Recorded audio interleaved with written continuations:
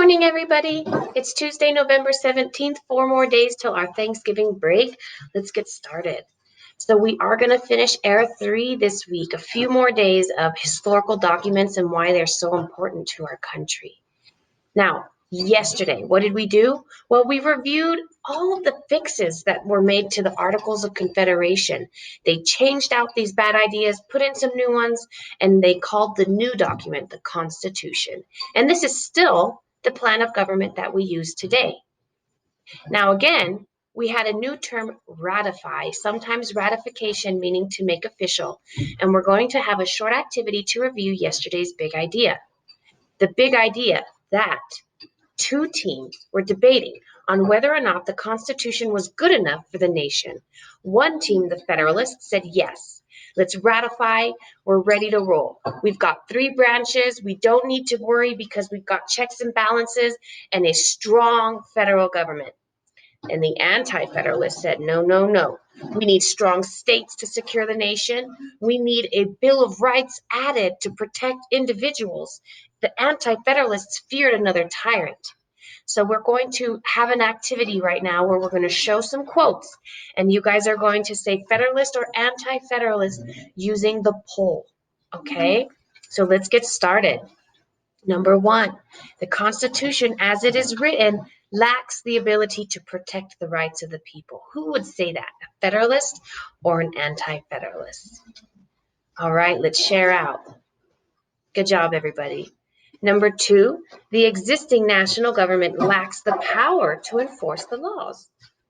Who would say that the national government being weak wasn't good enough? All right, let's share out.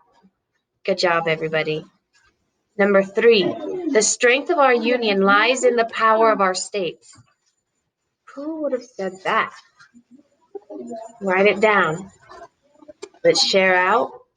And our final quote, we have just left the control of one tyrant. Let's avoid another American tyrant. All right, guys. So that's a good review. Remember, we had these two teams arguing, and in 1791, they come to an agreement to add the Bill of Rights and ratify the Constitution. Now, the Bill of Rights is something that you might have heard of in 6th and 7th grade. So I'm really hoping that you guys enjoy this review. What we're going to do, we're going to define and give examples of the 10 amendments in the Bill of Rights, why anti-federalists agreed to ratify the Constitution if individual rights were added, and how you will do this. In the end, you will explain which amendment you would remove if it were necessary, okay? So, our Bill of Rights, okay, as shown here, are in your notebook. But we're just going to quickly go through the signs, okay? Remember, the First Amendment has 5 freedoms. Oh, there. The First Amendment has 5 freedoms: religion, assembly, petition, press, and speech. We say RAPS. The Second Amendment, you can see, is the right to bear arms, which refers to weapons. The Third Act, this is the size of a quarter. Remember that we didn't want to quarter those British soldiers, so the Third Amendment is the no quartering of soldiers allowed. Unreasonable search and seizure. So for the Fourth Amendment, this is a big one, guys, that there is no allowing of the taking of property, okay, of the government. The government cannot come in and take whatever they want. They cannot search the premises. And so we have no search and seizure. They're not allowed to come in and search, okay, and take what they want. The Fifth Amendment, all right, the Miranda rights include rights of people charged with the crime. You might have heard this before in certain shows or movies. You have the right to remain silent with all 5 fingers. Okay, you have the right to an attorney and so forth. The Sixth Amendment, we have 5 fingers plus 1 more for our gavel, is the right to a jury trial in criminal cases. So you have the right to have a set of citizens decide if you are guilty or innocent in any criminal case. And criminal would be considered where somebody got hurt, perhaps murder, okay? Now, the Seventh Amendment's very close to the Sixth Amendment, so we're gonna have the 5 fingers plus 2 for a gavel. The difference is the right to a trial by jury in a civil case. So this would be money damages. So if somebody cut down a tree and it landed on your car and you wanted them to pay for the damages, that would be civil.